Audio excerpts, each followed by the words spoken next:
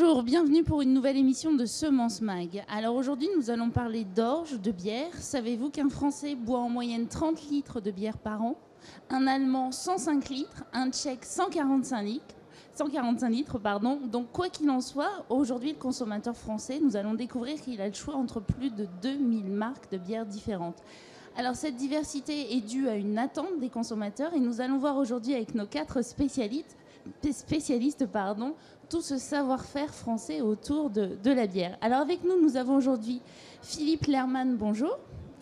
Vous êtes président des malteurs de France et également des malteurs européens. Tout à fait. Claire Perrault, Claire Perrault, bonjour. Vous êtes sélectionneur, vous créez des nouvelles variétés d'orge pour l'entreprise Florimond-Després. Voilà, c'est ça. François Loos, bonjour. Bonjour. Vous êtes président des Brasseurs de France. Et la production Avec la production à côté de vous.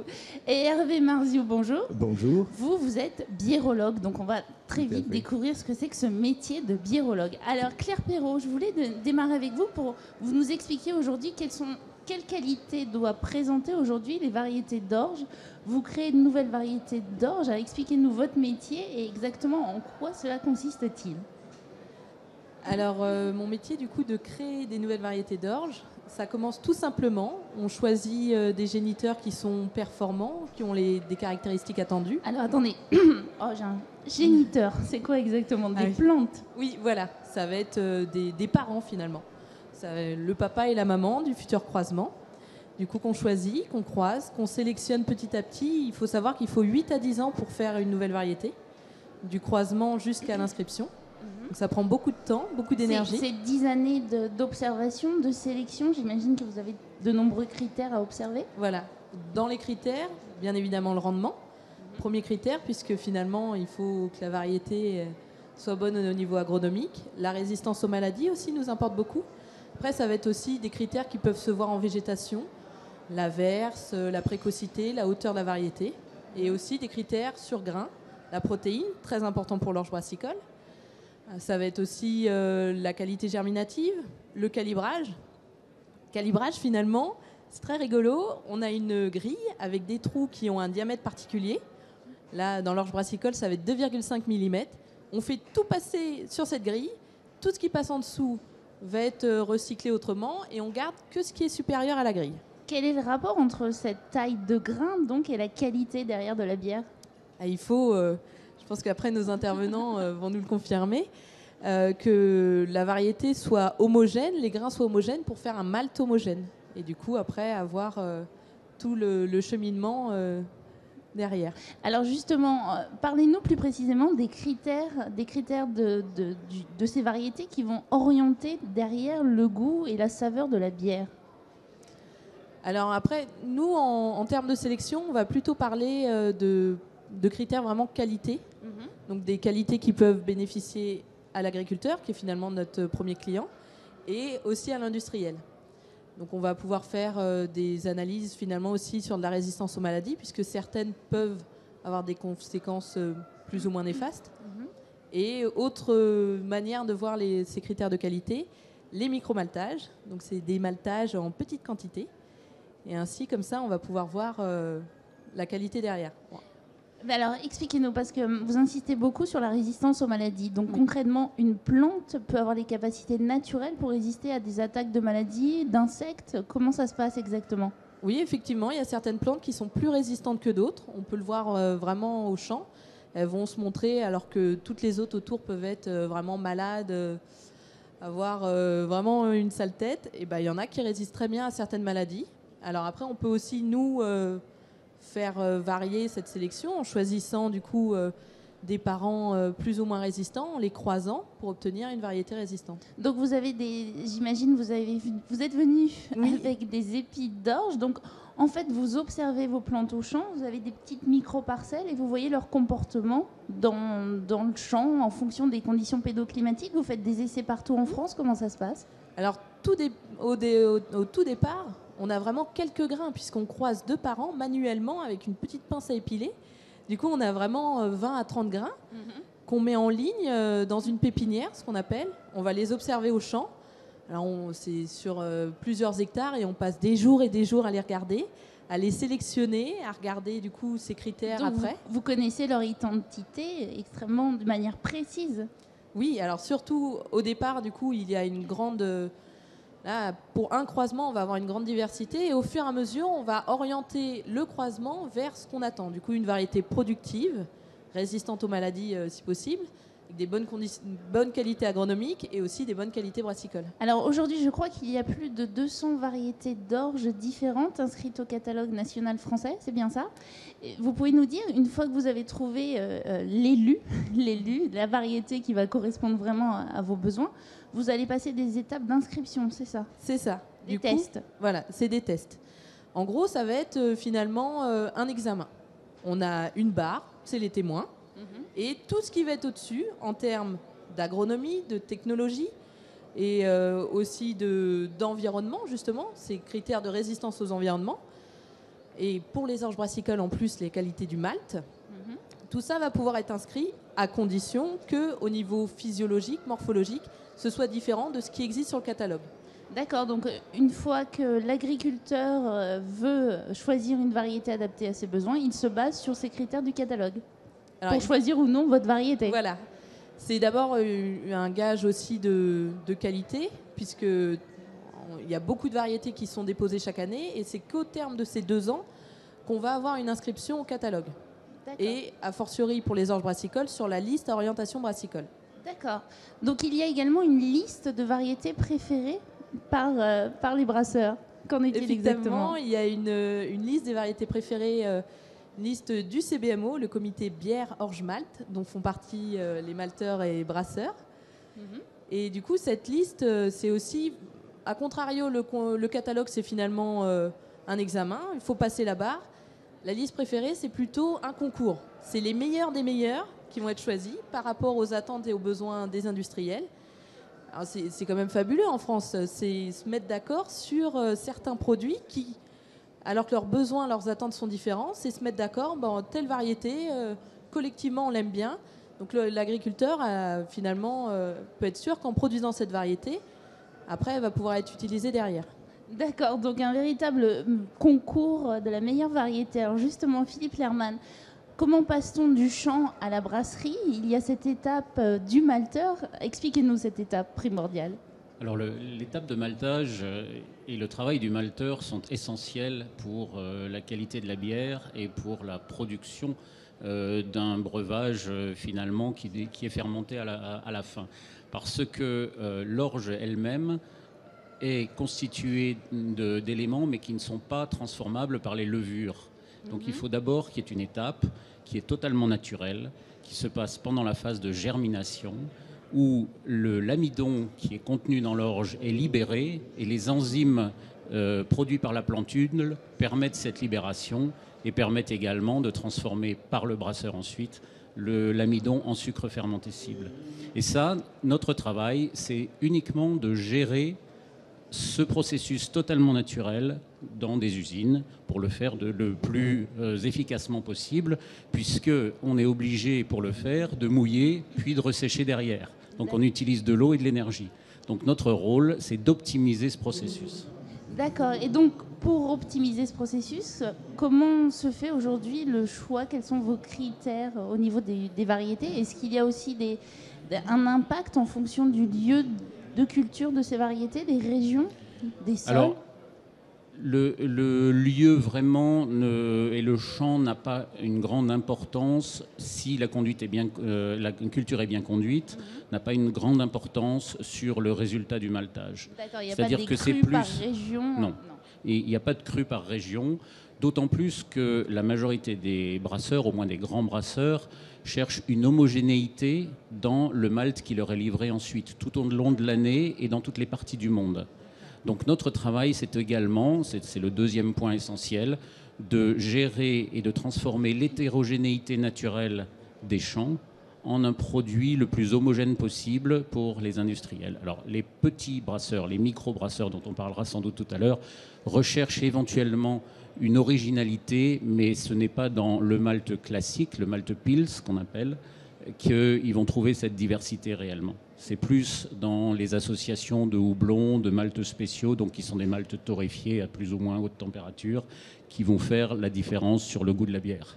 Donc j'imagine que vous avez énormément d'exigences auprès de ces exploitations, auprès de ces agriculteurs. Quelles sont-elles exactement ? Alors les exigences, elles sont en fait liées au process de transformation et également à la recette du brasseur. Donc nous sommes de nouveau uniquement des maillons intermédiaires qui essayons de concilier ce que la nature produit avec ce que l'industriel demande. Ces exigences, elles sont, on en a parlé, du calibrage, parce que dans nos usines de germination, on travaille sur des plateaux au travers desquels on souffle de l'air pour pouvoir laisser le grain respirer. Ils ont des trous calibrés pour gérer les flux d'air, donc il ne faut pas que la graine passe au travers. C'est pour ça qu'on demande du calibrage. On demande du calibrage aussi pour l'homogénéité de la réaction du lot, puisque dans nos usines aujourd'hui, une usine efficace a des lots de 350 tonnes, donc il faut avoir 350 tonnes de grains qui sont à peu près homogènes. Alors justement, François Loos, voyons maintenant, expliquez-nous ce dynamisme aujourd'hui. Il y a plus de 2000 marques de bière en France. Comment expliquez-vous cette dynamique française ? Bien, parce que, comme vous l'avez entendu, on peut faire plusieurs sortes de maltes. On peut aussi mettre plusieurs variétés de houblon. On peut aussi varier la levure. Et ce sont les trois produits qui, avec l'eau, font la bière. Donc il y a des possibilités très importantes, très nombreuses pour faire de la bière. Et dans l'histoire, il y a eu des tas de sortes de bières. Il y a eu en France, il y a 100 ans, environ 3000 brasseries. 100 ans, il y avait 3000 brasseries, d'accord. Et aujourd'hui ? Et puis aujourd'hui, il y en a 800 environ. Les restructurations ont commencé il y a 50 ans, 60 ans. Ça fait qu'il y a 30 ans, il n'y avait plus que 12 brasseries en France. Et là, c'est en train de remonter. On en a eu 100 de plus cette année. Il y a environ 800 brasseries. Alors évidemment, il y a des brasseries qui sont toutes petites. Mais quand même, ce sont des producteurs de bière qui adaptent des recettes à ce qu'ils pensent être le goût du consommateur. Donc il y a une grande variété aujourd'hui due à cette résurgence des petites brasseries qui répond aux attentes de circuits courts des consommateurs, qui répond aux nouvelles envies de consommer des consommateurs. Et c'est dans le domaine de la bière comme dans d'autres domaines alimentaires, il y a une premiumisation des produits. C'est-à-dire les gens préfèrent abandonner la bière, je dirais, ordinaire qu'ils buvaient d'habitude pour mettre à la place quelque chose de spécial, quelque chose de premium, quelque chose qui est adapté à leur repas, quelque chose qui est adapté à leur goût. Et c'est ça ce qui se passe en ce moment dans la bière. Donc aujourd'hui, on a sa bière, dans chacune des régions on a sa bière. Et quels sont les éléments qui justement raccrochent la bière à une région ? Bien, les traditions, aujourd'hui, il y a deux régions, le nord et l'est, qui sont des régions brassicoles anciennes, où quand il y avait 12 brasseries, il en restait juste dans le nord et dans l'est. Aujourd'hui, ce sont les régions qui n'avaient pas de brasserie qui voient naître le plus de petites brasseries, comme Rhône-Alpes ou comme la Bretagne. Vous avez de très nombreuses brasseries en Bretagne, de très nombreuses brasseries en Rhône-Alpes. Et chaque région est en train de créer sa propre histoire en créant des associations de brasseurs, en faisant des événements en commun, des événements comme pour la bière de Noël, pour la bière de printemps. Vous voyez, ce sont des événements qui créent finalement une histoire, une culture locale à laquelle les gens sont attachés. Alors justement, vous êtes en train de lancer un nouveau label, Bière de France. Pouvez-vous nous expliquer quel est ce label exactement ? D'abord, c'est un label de qualité pour pouvoir dire que c'est de la bière de qualité qui est faite selon des règles et que c'est une garantie de ce côté-là. Et puis d'un autre côté, la France est un pays qui est un pays de bière, mais c'est aussi un pays de vin. Et vu à l'international, nous apparaissons comme moins un pays de bière que la Belgique ou que l'Angleterre ou que l'Allemagne. Et donc il faut que nous montrions que nous sommes aussi un pays de bière qui nous donne une culture de la bière, qui nous donne une histoire des brasseries. Et c'est pour créer cette unité que nous essayons de lancer ce label, que nous sommes en train d'y travailler. D'accord, alors justement cette année c'est le 500e anniversaire de la loi dite de pureté pour la bière. De quoi s'agit-il cette loi pureté de la bière ? Eh bien, c'est en Bavière qu'un prince un jour a décidé que la bière devait se faire uniquement avec du malt d'orge. Alors qu'on peut faire de la bière en mélangeant de l'orge avec d'autres céréales. Bien sûr, on a surtout parlé de l'orge, mais les autres céréales sont possibles. Par exemple, la bière blanche, en France, elle est faite avec du blé. Et ça vient de l'allemand Weizen, qui est le mot allemand pour dire blé, qui ressemble au mot allemand pour dire blanc. Donc la bière blanche, c'est une bière de blé. Mais cet édit de ce prince bavarois d'il y a 500 ans obligeait les brasseurs à ne faire de la bière qu'à partir de l'orge. Et c'était aussi une répartition entre l'utilisation de l'orge pour faire de la bière et l'utilisation de l'orge pour rentrer dans la composition du pain. D'accord, c'était donc juste pour essayer de booster déjà les agriculteurs à cette époque-là à produire cette orge pour la bière uniquement. Oui, et ça correspondait sans doute aux qualités de l'époque. C'était quelque chose qui était incontestable. Alors, mais justement, est-ce que les brasseurs français aujourd'hui pratiquent ces mélanges couramment ou pas, ou quelle est aujourd'hui l'évolution par rapport aux pays étrangers? Comment nous positionnons-nous aujourd'hui, nos brasseurs? Vous avez dit qu'il y a 2-3 000 marques. Il y a facilement 2-3 000 marques et donc il y a beaucoup de variétés de bières, parmi lesquelles il y en a certaines qui sont produites avec des mélanges et aussi avec des mélanges de houblon. Donc la composition des bières, les recettes diverses pour les bières sont adaptées aux consommateurs. Le consommateur français est un petit peu différent du consommateur belge ou du consommateur anglais. Les bières belges sont en général plus fortes en alcool et les bières françaises sont plus légères, plus fruitées, plus douces. Elles correspondent à des consommateurs aussi moins anciens, plus récents. Donc ils captent de nouveaux consommateurs grâce aux recettes qu'ils utilisent aujourd'hui. D'accord, alors moi j'ai une dernière question à vous poser. J'aimerais que vous puissiez nous dire, faites-nous rêver, quelle sera demain la bière dans 10 ans? Quel aspect elle aura? Est-ce qu'elle aura de nouvelles couleurs, de nouveaux goûts?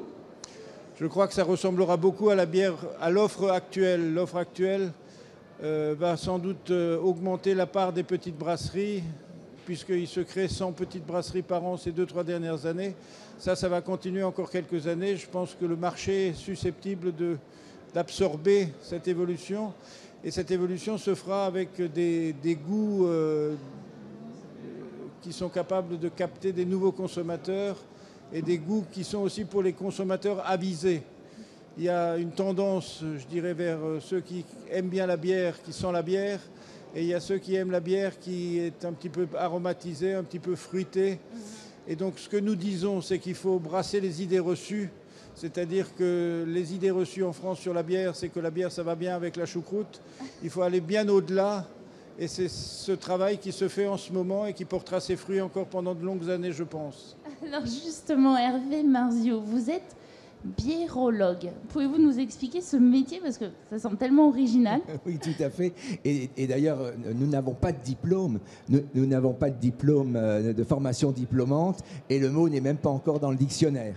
Mais je dirais que j'ai travaillé pour le groupe Heineken en tant que dégustateur expert et que j'avais une telle passion pour la bière qu'ils ont misé sur mes émotions et j'ai été formé et déclaré expert biérologue, donc avant tout diplôme. Alors justement, en tant que biérologue, expliquez-nous votre métier et surtout parlez-nous de l'évolution, comme le disait François Lost, du comportement et des attentes du consommateur. Tout à fait.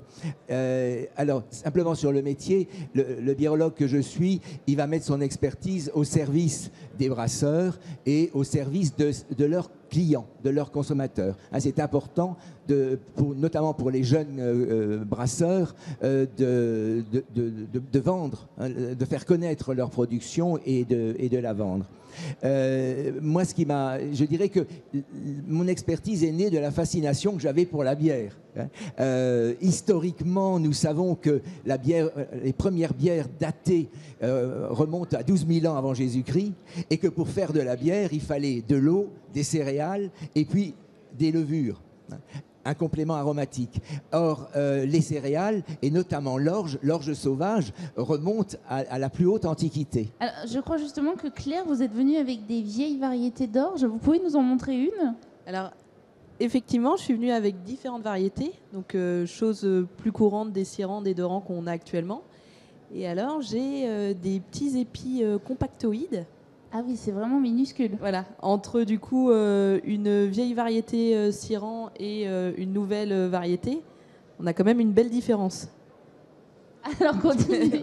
Tout à fait. Continue Et cette histoire. voilà, tout à fait. Et ma fascination continue dans le fait que en 2016, si un jeune brasseur me demande de l'accompagner chez un malteur, eh bien, on se retrouve avec un choix à faire avec son eau, son malt d'orge, son complément aromatique qui aujourd'hui est en majorité le houblon, et puis sa variété de levure. Et il y a combien de siècles qui sont passés entre ces deux brasseurs, hein. Donc c'est très intéressant. C'est très intéressant aussi de voir que en 1980, j'avais l'habitude de dire il faut faire attention, on est en train de standardiser le goût. On ne respire plus ce que l'on boit, on ne fait plus attention en bouche ce que peut vous apporter ce que vous êtes en train de déguster.